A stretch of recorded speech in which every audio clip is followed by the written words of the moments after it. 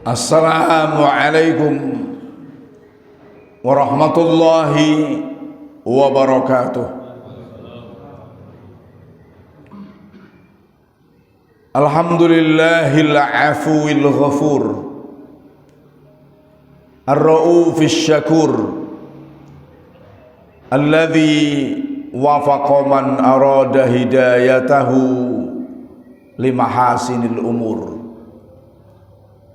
fa'amilu fi hayatihim a'malan salihatan yarjuna biha tijaratan lan tabur. Ashhadu an la ilaha illallah biyadihi mawaqitul a'mari wa maqadirul umur, wa ashhadu anna Muhammadan abduhu wa rasuluh ad-da'i ila kulli amalin mabrur. Allahumma salli ala Muhammad wa ala alihi wa ashabihi ajma'in, amma ba'd. Bapak-bapak, ibu-ibu dan saudara-saudara sekalian rahimakumullah, marilah kita senantiasa bersyukur kepada Allah Subhanahu wa ta'ala atas berbagai nikmat yang diberikan Allah kepada kita semuanya. Salawat dan salam semoga terus tercurahkan kepada Nabi kita Muhammad sallallahu alaihi wasallam, keluarganya, para sahabatnya dan umatnya yang setia mengikuti sunnah-sunnahnya. Bapak-bapak, ibu-ibu dan saudara-saudara sekalian rahimakumullah, seringkali kita mendengar kata-kata akhlak, baik itu akhlak yang terpuji maupun akhlak yang tercela. Pada pagi ini kita kaji tentang akhlak yang tercela, karena tentunya kita akan bisa berakhlak baik kalau kita juga tahu tentang akhlak yang tercela. Kita akan tidak akan terperosok ke dalam suatu kemaksiatan kalau kita tahu itu adalah maksiat. Seperti yang ditanyakan oleh seorang sahabat kepada Rasulullah, yakni sahabat yang bernama Hudzaifah ibnul Yaman. Suatu ketika dia bertanya kepada Rasulullah, dia mengatakan, orang-orang banyak bertanya kepada Rasulullah tentang kebaikan. Saya akan bertanya kepada Rasulullah tentang kejahatan, agar apabila saya mendapati kejahatan itu, saya tahu bahwa itu kejahatan dan saya bisa menghindarinya. Hadis itu panjang, itu hanya muqaddimah dari hadis itu. Maka sama pula kita belajar pagi ini tentang akhlak tercela ini agar jangan sampai terjerumus ke dalam akhlak yang tercela. Kata akhlak berasal dari bahasa Arab, yakni jamak dari kata khulukun. Ada khulukun, ada kholkun. Tulisannya sama. Ketika tulisan itu dengan gundul, dengan Arab gundul, nggak ada harokatnya, maka akan bisa dibaca kholkun, bisa pula dibaca khulukun. Kalau kholkun penciptaan, kholqullah. ciptaan Allah. Tapi kalau khuluqun, akhlak, maka ketika terjadi kekeliruan, misalnya khuluqullah berarti akhlak Allah menjadinya. Khalaqallahu samawati wal ard, Allah menciptakan langit dan bumi. Nah, akhlak ini sering juga disebut tabiat, adat, watak. Perbedaannya apa? Tabiat yaitu sifat yang telah terbentuk dalam diri manusia tanpa dikehendaki, tanpa kemauan atau tanpa diupayakan, tanpa usaha. Jadi wis betul-betul otomatis. Ketika orang itu sukanya misuh, maka 2 kalimat, 3 kalimat sudah diselingi dengan pisuan, dengan kaki 4 ya. Karena memang tabiatnya seperti itu. Ketika orang itu durhaka kepada orang tua, pokoknya berkata kasar kepada orang tua, ya pokoknya setiap orang tua berbicara misalnya atau orang lain berbicara, ya jawabannya kasar. Sudah menjadi tabiatnya, orang mengatakan begitu. Kemudian adat yaitu sifat yang dalam diri manusia yang diupayakan atau berusaha melalui latihan, yakni berdasarkan keinginan. Maka adat ini dilatih, dibiasakan lalu menjadi adat. Ya bisa adat baik, bisa adat jelek.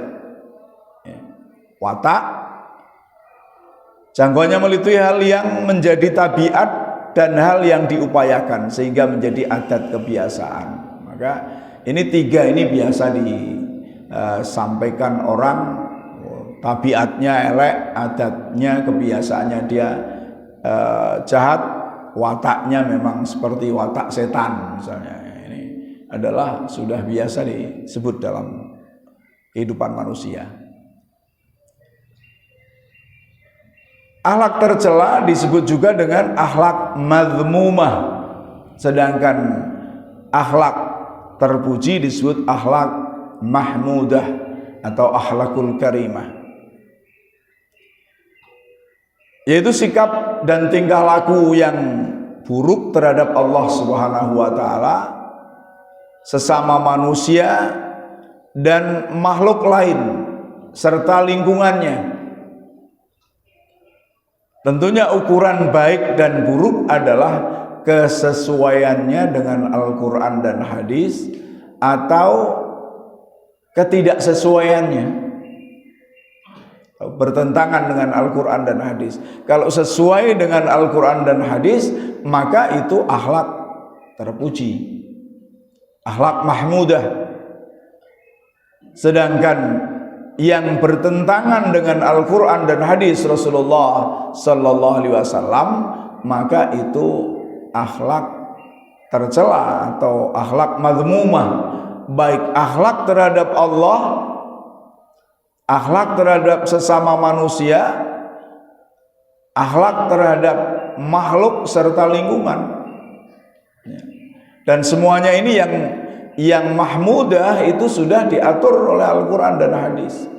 Begitu pula yang madmumah sebagian juga sudah diterangkan oleh Al-Quran dan hadis Rasulullah Sallallahu Alaihi Wasallam. Di antara contoh akhlak tercela adalah saling dengki, mendengki, saling membenci, tidak jujur di dalam muamalah, menyakiti orang lain, dan lain-lainnya. Di antaranya sebagaimana yang disebutkan dalam hadis ini, yakni Rasulullah bersabda, An Abi Hurairah qala Rasulullah sallallahu alaihi wasallam, la tahasadu wa la tanajashu wa la tabaghadu wa la tadabaru wa la yabi' ba'dukum ala bai'i ba'din wa kunu ibadallahi ikhwana. Al muslimu akhul muslim la yadlimuhu wa la yakhdhuluhu wa la yahqiruhu. At-taqwa hahuna. Wa yushiru ila sadrihi salasa marratin bihasbi mri'in minasyarri ay yahqira akhahul muslim. Kullul muslimi 'alal muslimi haramun damuhu wa maluhu wa irduhu. Dari Abu Hurairah radhiyallahu an, ia berkata bahwa Rasulullah sallallahu alaihi wasallam bersabda, janganlah kalian saling mendengki, jangan saling najas, jangan saling membenci, jangan saling membelakangi. Janganlah sebagian kalian membeli barang yang sedang ditawar oleh orang lain. Dan hendaklah kalian menjadi hamba-hamba Allah yang bersaudara. Seorang muslim itu adalah saudara bagi muslim lain, maka tidak boleh menzaliminya, menelantarkannya, dan menghinakannya. Takwa itu di sini. Beliau memberi isyarat ke dadanya 3 kali. Cukuplah keburukan bagi seseorang jika ia menghina saudaranya yang muslim. Setiap orang muslim haram darahnya, hartanya, dan kehormatannya atas muslim lainnya. Ini beberapa akhlak yang tercela yang dijelaskan dalam satu hadis Rasulullah sallallahu alaihi wasallam. Tentunya banyak sekali, ini hanya salah satunya. Salah satu hadis yang menjelaskan tentang akhlak tercela. Dari hadis tadi bisa kita ambil pelajaran. Yang pertama adalah larangan untuk saling mendengki. La tahasadu. Hasad. Hasada yahsudu artinya dengki. Kalau dengki itu berarti orang mendengki orang lain.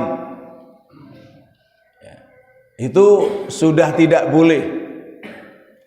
Kalau sedang saling mendengki, tahasada ya tahasadu, itu menjadi saling mendengki. Ini memang keistimewaan bahasa Arab, dirubah dengan tambah huruf sedikit artinya sudah berubah.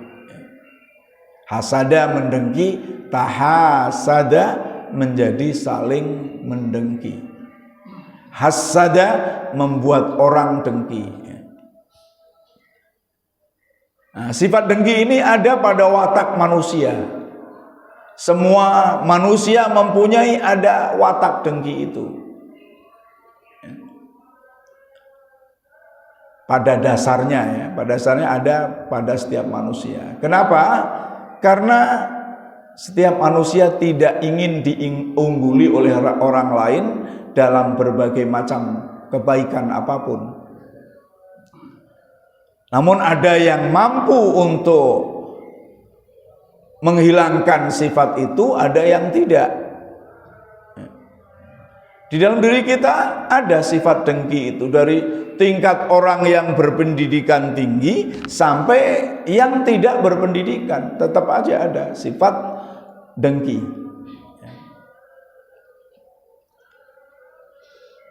Lalu karena itu dengki itu terbagi menjadi beberapa kelompok. Ada dengki yang tidak dibenarkan, tapi ada dengki yang dibenarkan. Kelompok pertama, orang dengki yang berusaha menghilangkan kenikmatan yang ada pada orang yang didengki, lalu berharap agar kenikmatan itu berpindah kepada dirinya. Maka dia berupaya memfitnah, berupaya menzalimi orang yang didengki itu. Ini adalah dengki yang berdosa, dosa besar ya, karena membolimi orang. Misalnya si A mendapatkan rezeki yang besar, lalu si B belum mendapatkan, padahal si A si B ini bertetangga, pendidikannya sama ya, umurnya seimbang, sama kurang lebih. Lalu si B merasa bahwa kenapa si A yang dapat rezeki itu bukan saya, mestinya saya yang dapat. Lalu si B ini berupaya untuk memindahkan nikmat itu, jangan sampai A yang nikmat tapi saya yang harus nikmat, maka nikmat itu harus berpindah pada saya. Dia mempunyai target untuk mengambil nikmat itu ya. Kelompok pertama ini. Yang kedua adalah orang dengki yang berusaha menghilangkan kenikmatan dari orang yang ia dengki tanpa menginginkan nikmat itu berpindah kepadanya. Pokoknya kai ojo mendapatkan nikmat. Ini merupakan dengki yang paling buruk. Ini dengki yang dilakukan iblis terhadap Nabi Adam alaihissalam. Begitu Allah mau menciptakan Adam, kemudian diciptakan dan Adam diajari oleh Allah Subhanahu wa taala berbagai macam nama-nama di dunia ini. Lalu dihadapkan kepada para malaikat, lalu malaikat disuruh menyebutkan nama-nama itu, malaikat tidak bisa. Maka malaikat mengatakan bahwa engkau maha suci engkau ya Allah, sesungguhnya aku tidak bisa mengetahui kecuali apa yang telah engkau ajarkan kepada kami. Lalu Allah menyampaikan kepada Nabi Adam, disuruh menyebutkan nama-nama itu, dan Nabi Adam bisa menyebutkannya seluruhnya. Maka Allah terus memerintahkan kepada kepada para malaikat untuk sujud kepada Adam. Fasajadu illa iblis aba wastakbara wa kana minal kafirin. Maka sujudlah semuanya kecuali iblis. Dia enggan untuk bersujud dan sombong, maka dia termasuk golongan orang-orang yang kafir. Nah, di sini sujud kepada Adam jangan terus dikatakan sujud ibadah, sujud yang patut disujudi kan hanya Allah, sujudnya hanya kepada Allah. Yang benar itu iblis. Ini dulu pernah berkembang pemahaman itu. Ya, ini karena berpikir yang wajib disujudi itu adalah sujud itu hanya kepada Allah. Maka sujud kepada Adam itu sebuah kesalahan. Paham itu dulu sekitar tahun 80-an berkembang, dipelopori oleh Nurholis Majid. Lalu tentunya hal itu tidak benar, karena sujud di situ bukan sujud sebuah ketaatan kepada Adam, akan tetapi taat kepada Allah Subhanahu wa taala. Kenapa sujud? Karena Allah memerintahkan untuk sujud. Bukan hanya karena Adam, akan tetapi karena perintah Allah. Berkembangnya paham itu yang sampai sekarang sering diungkapkan adalah kenapa orang Islam haji mencium Hajar Aswad. Wong bangunan kok diputeri, dikelilingi. Ya ini Ka'bah dikelilingi, apa tawaf keliling Ka'bah? Oh, keliling Masjid Aminah wis cukup. Wong padha bae barang. Kenapa Hajar Aswad dicium? Itu adalah ketaatan kepada Allah Subhanahu wa taala, bukan Ka'bahnya, bukan Hajar Aswadnya, akan tetapi ketaatannya kepada Allah Subhanahu wa taala. Karena itu diperintahkan Allah, itu dicontohkan Rasulullah, maka kita ikut. Ya, itu ibadah. Ya. Maka dari itu Umar bin Khattab mengatakan kepada Hajar Aswad, ya, ketika dia mencium Hajar Aswad, innaki la hajarun la tadurru la tanfa'u wa la tadurru laula qabbalaki Rasulullah sallallahu alaihi wasallam ma qabbaltuki. Sesungguhnya kamu ini adalah batu yang tidak bisa memberikan manfaat dan tidak bisa memberikan bahaya. Kalaulah tidak karena Rasulullah sallallahu alaihi wasallam mencium kamu, niscaya aku tidak akan mencium kamu. Maka kalau orang haji, umroh bisa mencium Hajar Aswad lalu bangga, ya, bangganya itu mempunyai keyakinan, wah aku hebat karena bisa mencium Hajar Aswad, atau apalagi mempunyai satu akidah, wah dengan bisa mencium Hajar Aswad haji saya makbul atau diterima, atau rezeki saya akan lancar misalnya, maka itu justru merusak ibadahnya. Kalaulah kita beribadah atau mencium Hajar Aswad hanya ittiba Rasul, karena Rasul mencium maka kita mencium. Jangan menjadi seperti iblis. Juga sifat dengki ini melekat pada orang-orang Yahudi. Ya. Di dalam ayat Al-Quran banyak sekali ini.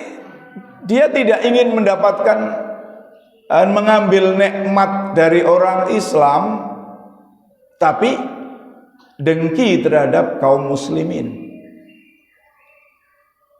Di antaranya Allah Subhanahu wa taala berfirman, wadda katsirum min ahlil kitab law yaruddunakum min ba'di imanikum kuffaran hasadan min 'indi anfusihim min ba'di ma tabayyana lahumul haqq. Banyak di antara ahlul kitab yang ingin sekiranya mereka dapat mengembalikan kamu setelah kamu beriman, menjadi kafir kembali karena rasa dengki dalam hati mereka setelah kebenaran jelas bagi mereka. Ini Al-Baqarah 109. Dalam tafsirnya dikatakan, tamanna katsirun min ahlil kitab, banyak dari ahlul kitab yang berkeinginan, yang bercita-cita ingin mengembalikan kamu sekalian setelah kamu sekalian beriman menjadi kafir kembali, kama kuntum min qablu, sebagaimana kalian sebelumnya. Ta'budunal asnam, kalian agar menyembah asnam, berhala. Jadi apapun yang dilakukan sampai zaman sekarang ya terus bagaimana supaya orang Islam itu menjadi kafir, bukan dengki. Oh mereka Islam, aku Pak dadi Islam, bukan, tapi bagaimana supaya sama-sama masuk neraka.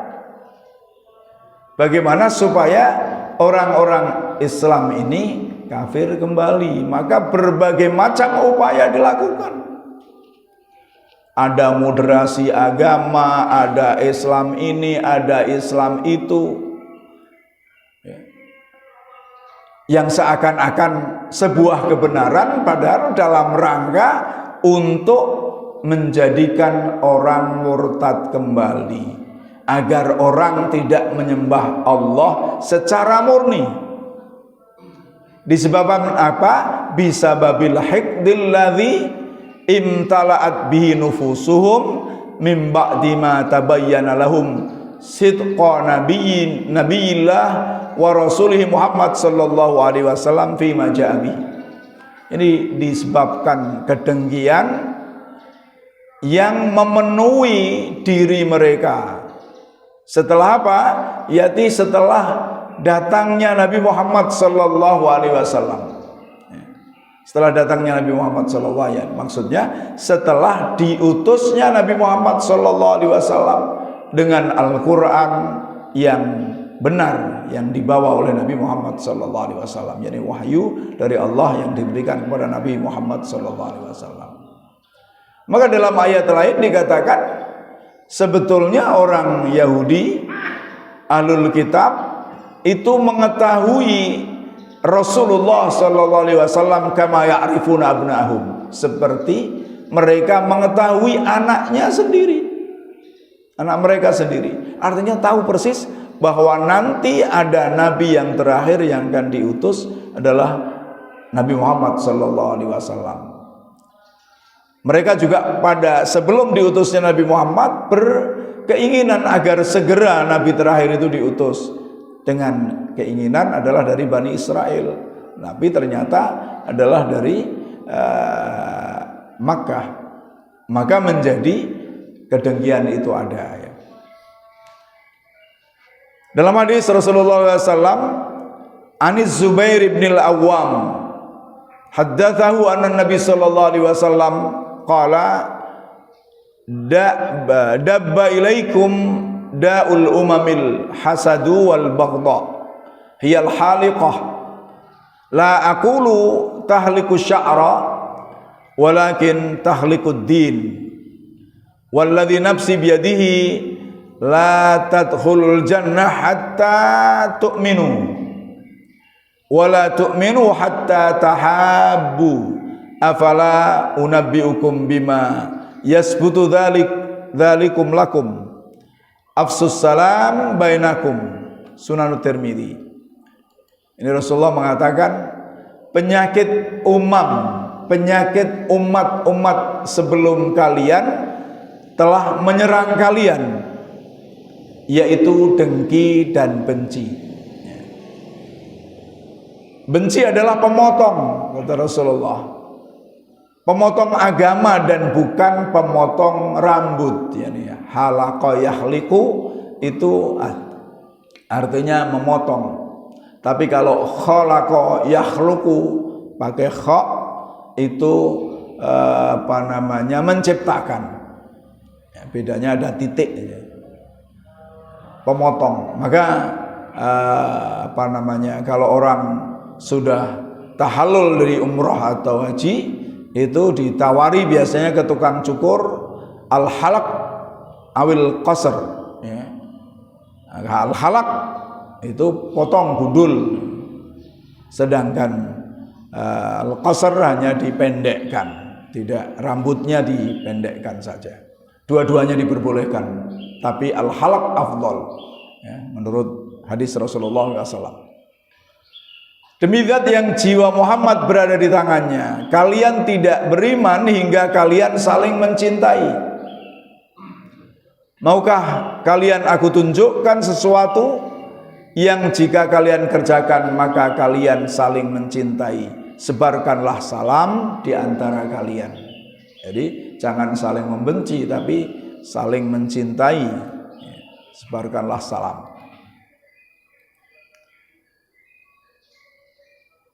Kelompok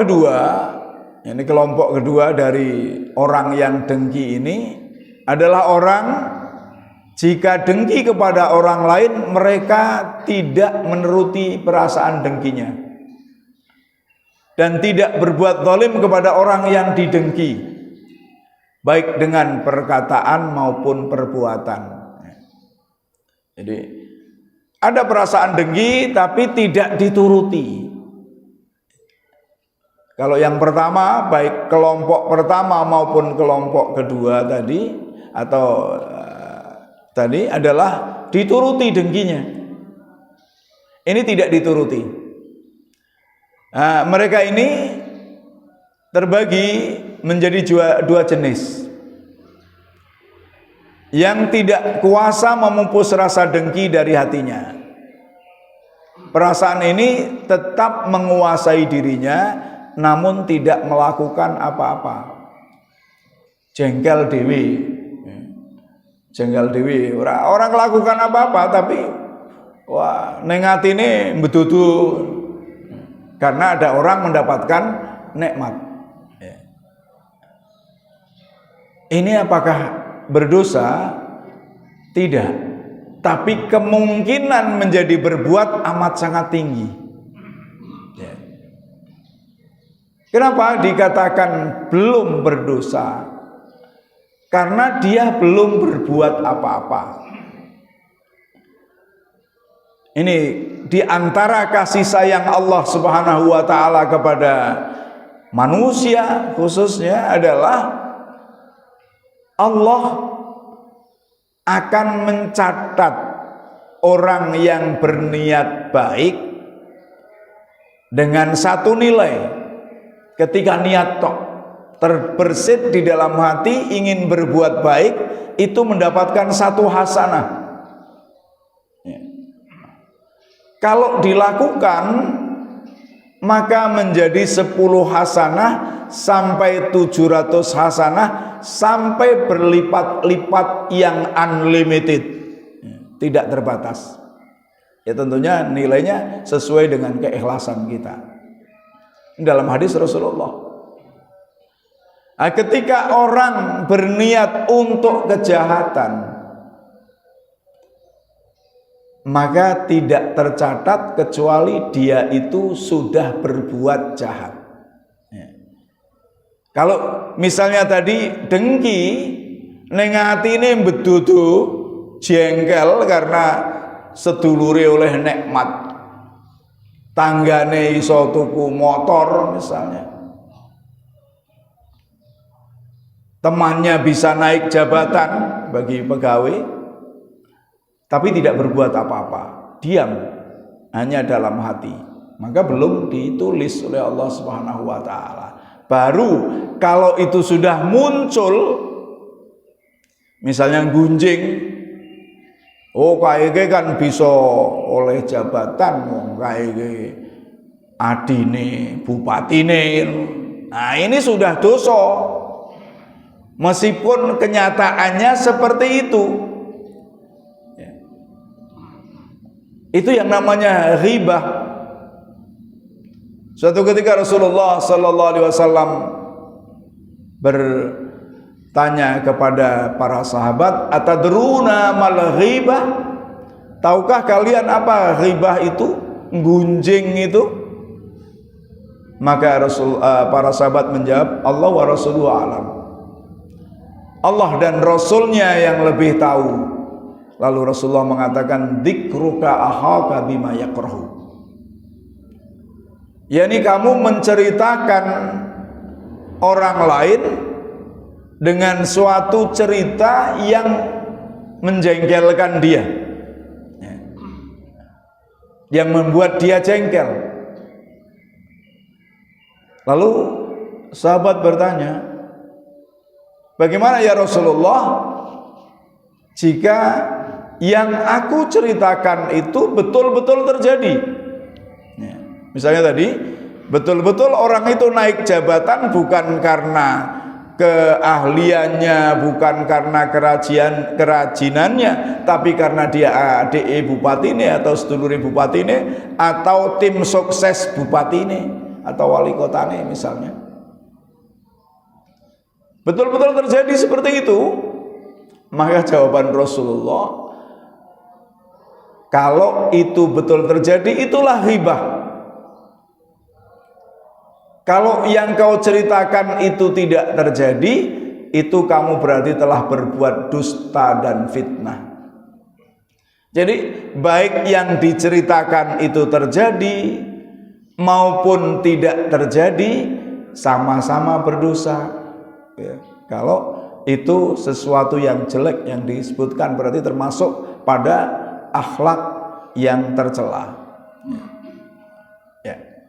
Kemudian dari kelompok kedua ini, nomor 2 adalah yang sengaja memunculkan kedengkian pada dirinya, mengulangi lagi dengan berharap kenikmatan itu sirna. Kenikmatan itu sirna. Berarti dia juga akhirnya melakukan ghibah pula, atau berbuat supaya nikmat yang ada pada temannya itu hilang atau orang lain itu hilang. Maka berdosa kalau sudah yang kedua. Kemudian kelompok ketiga, jika dengki ia tidak mengharapkan nikmat orang yang ada, nikmat orang yang ada pada orang yang didengki itu, ya, tidak mengharapkan agar hilang. Namun dia berusaha mendapatkan kenikmatan yang sama dan ingin seperti dia. Kira-kira dosa ora iki nomor 3 ini Bu, Pak. Ora apa-apa. Jadi dia tidak berupaya apapun terhadap nikmat orang lain, tapi saya kepingin. Misalnya ada orang, di sini ada guru senior Pak Nizam, tapi durung diangkat kepala sekolah sampai saiki. Kemudian ada temannya diangkat kepala sekolah. Dia ingin, tapi tidak berbuat apa-apa, lalu dia terpacu, ya, apa namanya, dengkinya itu menjadi motivasi bagi dia, memotivasi dia untuk berbuat agar saya juga diangkat menjadi kepala sekolah. Wong umur saya sudah, golongan saya sudah, ya. Kenapa saya tidak diangkat? Oh, mungkin aku sering terlambat. Nah, akhirnya tidak terlambat mangkatnya. Maka itu artinya memotivasi. Maka tidak ada masalah dalam hal ini. Nah, bahkan ada 2 hal bisa sampai mendapatkan pahala. Jika yang dikerjakan adalah kenikmatan dunia, maka itu tidak ada nilai kebaikannya untuk akhirat, tapi tidak berdosa. Kecuali kalau sesudah mendapatkan dunia yang diinginkan itu untuk akhirat, baru dia dapat pahala. Tapi kalau hanya tujuannya dunia, tidak ada masalah dia. Nah, ini seperti yang dikatakan oleh orang-orang yang mabuk dunia misalnya. Akai bisa jadi kepala, masa aku ora iso. Maka terus bekerja keras agar jadi kepala, selama pekerjaannya itu tidak melanggar hukum Allah Subhanahu wa taala, tidak menyuap misalnya, ya, tidak menyuap, juga tidak terlalu mencari hatinya, sing ngangkat jadi kepala sehingga segala apa yang dikatakan dia dilaksanakan, padahal yang dikatakan tidak sesuai dengan syariat Allah Subhanahu wa taala. Nah, ini contoh dari orang yang iri dunia ini adalah orang yang hidup pada zamannya Qarun, di mana dia mengatakan mudah-mudahan kita mempunyai harta kekayaan seperti apa yang diberikan kepada Qarun.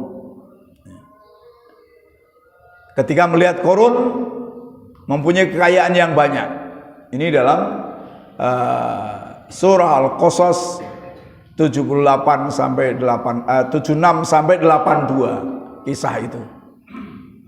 Ya, ini singkatnya, Qarun ini mempunyai harta yang melimpah ruah, sehingga kunci perbendaharaan hartanya itu tidak bisa kalau tidak kuat orang-orang yang kuat membawanya. Beberapa orang yang kuat membawanya saking beratnya. Lalu suatu ketika kaumnya mengatakan kepada Qarun agar bersyukur kepada Allah, agar beribadah kepada Allah, agar berbuat baik kepada sesama sebagaimana Allah telah berbuat baik kepadanya.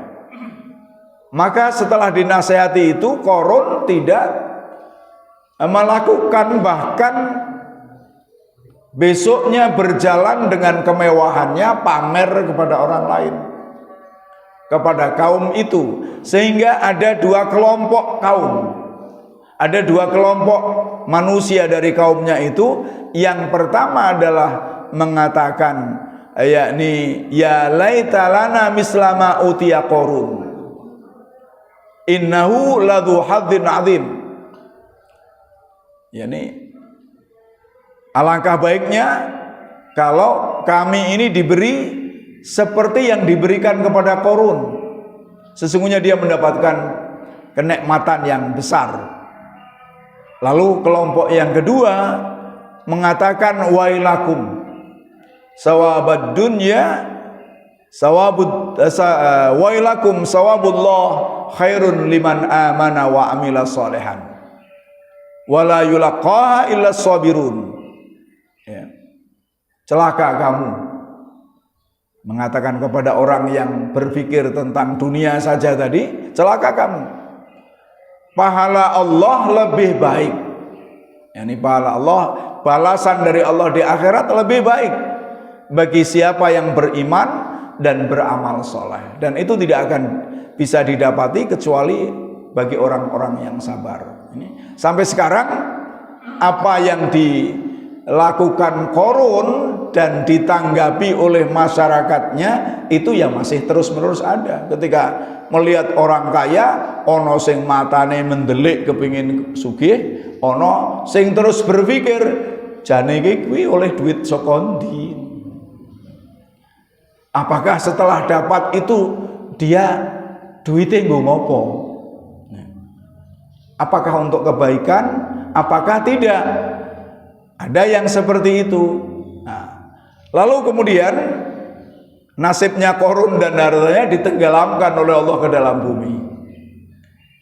Lalu ketika harta itu sudah ditenggelamkan, maka yang kemarin berpikir alangkah indahnya, alangkah nikmatnya kalau seperti Qarun, maka dia mengatakan, seandainya saya diberi seperti Qarun, maka saya juga akan celaka seperti Qarun. Alhamdulillah tidak diberi seperti Qarun. Seandainya saya jadi wali kota, ya mungkin kesempatan saya untuk korupsi ya wakeh. Kesempatan saya untuk berbuat tidak baik itu banyak. Ya. Jadi nek nyalon wali kota ora dadi alhamdulillah Pak Masrof. Ojo disesali, alhamdulillah. Alhamdulillah. Ya, jadi kenapa? Karena mengambil positifnya seperti umatnya Qarun itu setelah Qarun ditenggelamkan mengucapkan alhamdulillah juga ke orang kaya Qarun. Kemudian yang kedua, jika nikmat yang dikejar itu nikmat akhirat, maka itu baik. Ya.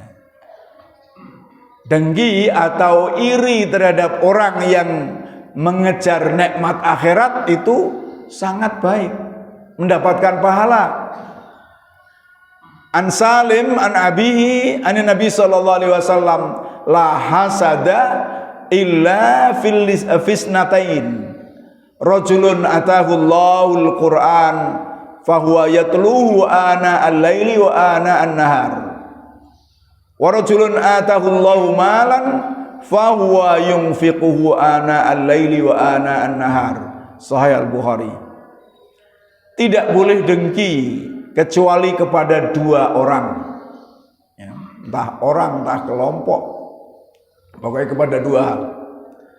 Orang yang diberi Al-Quran oleh Allah, kemudian ia melaksanakannya di pertengahan malam dan pertengahan siang, atau orang yang mengetahui agama lalu dia menjalankan agama itu di dalam seluruh kehidupannya, siang dan malam selalu dia beraktivitas yang dibimbing oleh agama, oleh Al-Quran, oleh hadis Rasulullah Sallallahu Alaihi Wasallam. Itu patut diireni, itu patut diireni.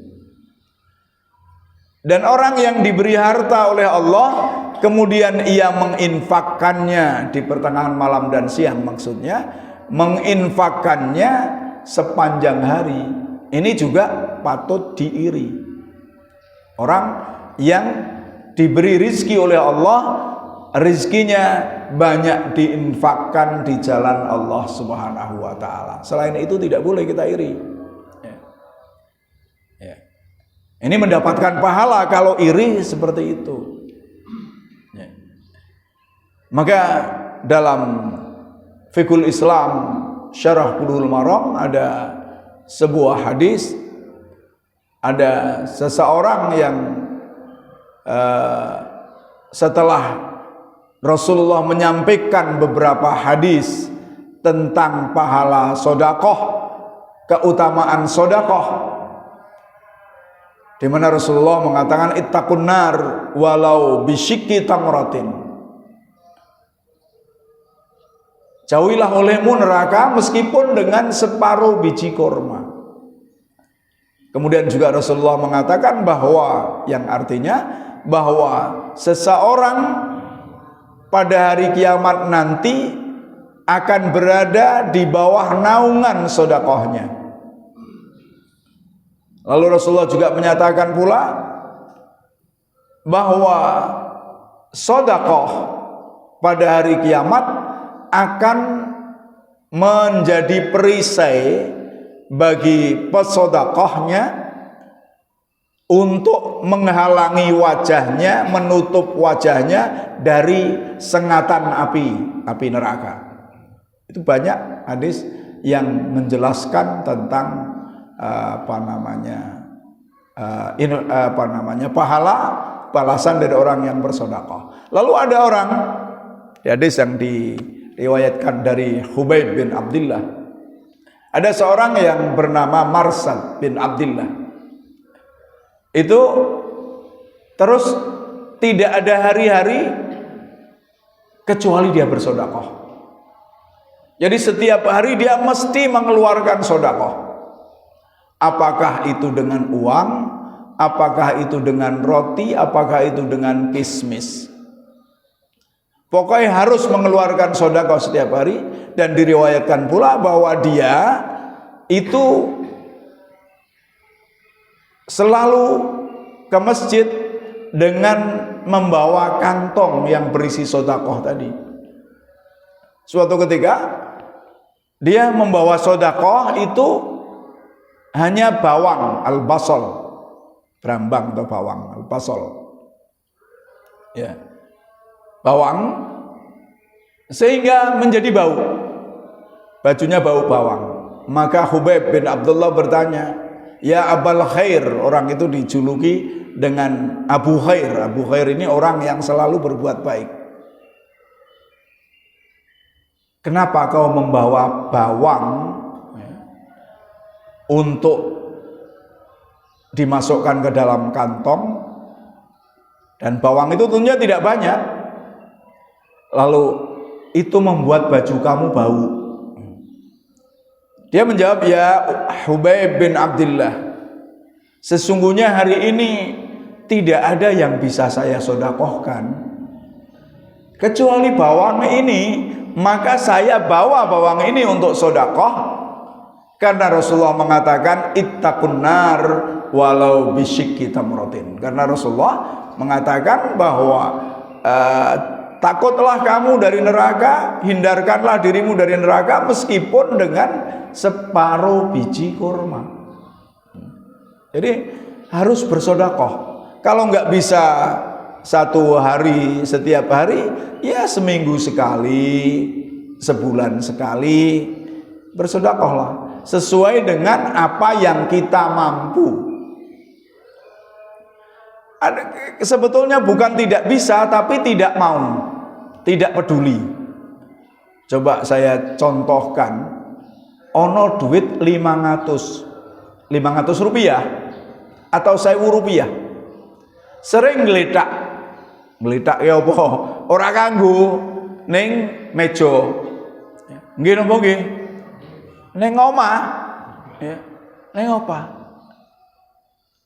Itu adalah uang kalau dibawa ke masjid 500 rupiah dilebokke tong jadi sedekah. Tapi kita mau ngambil itu sungkan. Padahal kowe ngledak ora kena nggo tuku apa-apa. Kayak anake wegah. Apa meneh kok anake pengemis bae wegah. Kayak 500. Gowo ning masjid, kelenting, dadi sedekah. Saiki nek setiap dino 500 rupiah, sebulan wis 15.000. Ya. Jadi bersedekahlah sesuai dengan kemampuan kita ya. Jangan tidak mau bersedekah ya. Ini yang terakhir kelompok keempat ya, belum sampai tanah jasu ya, nanti pertemuan yang akan datang. yakni kelompok orang yang jika mendapati sifat dengki pada dirinya, ia berusaha memusnahkan, berbuat baik kepada yang didengki, mendoakannya dan menceritakan kelebihan-kelebihan orang yang didengki. Dia tidak hanya berusaha menghilangkan rasa dengki pada dirinya, namun dia juga berusaha menggantikannya dengan rasa senang melihat saudaranya lebih baik lagi. Ini termasuk derajat iman yang tertinggi kalau kita bisa seperti itu. Karena itu kita harus berusaha. Sifat dengki itu ada dalam diri kita, tapi yang baik kita menjadi kelompok keempat. Masuk kelompok keempat itu jangan mendengki. Nah, bagaimana caranya? Caranya bahwa rizki apapun itu sudah ada ketentuannya dari Allah Subhanahu wa taala. Orang sekarang bahkan yang didengki itu tidak hanya sekedar rizki, ciptaan Allah didengki. Piye? Wong wedok podo menuntut agar seperti laki-laki. Ini siapa yang ngajari? Ya Yahudi. Coba satu hal saja di dalam politik. Biye pada pemilu zaman kuno pemilu awal dari reformasi itu calon DPR itu tidak harus ada perempuan. Lanang kabeh. Kemudian terus pada pemilu berikutnya wedok harus ada, yakni 10% dari calon. Ya. Partai tidak boleh mencalonkan DPR kecuali ada 10% adalah perempuan. Kemudian yang sekarang harus 50% di dalam mencalonkan. Ini namanya kan, kenapa? Karena kesetaraan gender tadi. Sing durung dituntut hanya hamil. Kenapa wong lanang ora hamil, wong wedok tok sing hamil? Kenapa orang laki-laki tidak menyusui, kok wong wedok tok sing menyusui? Iki durung dituntut. Tapi kalau iddah, warisan, bahkan sampai tadi kedudukan itu sudah dituntut. Ya. Padahal Allah Subhanahu wa taala mengatakan wala tatamannaw ma faddalallahu bi ba'dakum 'ala ba'd lirrijali nasibum mimma iktasabu walin nisa nasibun mimma iktasabu was'alullaha min fadlih innallaha kana bikulli syai'in alima. Dan janganlah kamu iri hati terhadap karunia yang dilebihkan Allah kepada sebagian kamu atas sebagian yang lain. Karena bagi laki-laki ada bagian dari apa yang mereka usahakan, dan bagi perempuan pun ada bagian dari apa yang mereka usahakan. Mohonlah kepada Allah sebagian dari karunia-Nya. Sungguh Allah Maha mengetahui segala sesuatu. Bapak-bapak, ibu-ibu dan saudara-saudara sekalian rahimakumullah, kalaulah kita mau hasad, hasadlah dalam kebaikan, yakni iri terhadap orang yang berbuat baik, iri terhadap orang yang menjalankan agama Allah Subhanahu wa taala, atau iri dengan orang yang menafkahkan hartanya di jalan Allah Subhanahu wa taala. Jangan iri di dalam hal-hal yang duniawi lalu menjadikan kita berbuat zalim kepada orang yang didengkeni. Demikian yang saya sampaikan. Sudah jam 6, maka tidak ada dialog. Kurang lebihnya saya minta maaf. Kita tutup dengan doa. Allahumma shalli ala Muhammad wa sallim wa radhiyallahu an kulli sahabati Rasulillah ajma'in. Walhamdulillahi rabbil alamin. Allahumma la tada' fi jam'ina wa majlisina hadha dhanban illa ghafartah, wala hamman illa farajtah, wala dainan illa qadaitah, wala maridan illa syafaitah, wala mujahidan illa nasartah, wala hajatan min hawaijid dunya hiya laka ridwan, wala nasolahun illa qadaitaha ya arhamar rahimin. Rabbana atina fid dunya hasanah wa fil akhirati hasanah wa qina adzaban nar. Subhana rabbika rabbil izzati amma yasifun wa salamun alal mursalin walhamdulillahi rabbil alamin. Wassalamualaikum warahmatullahi wabarakatuh.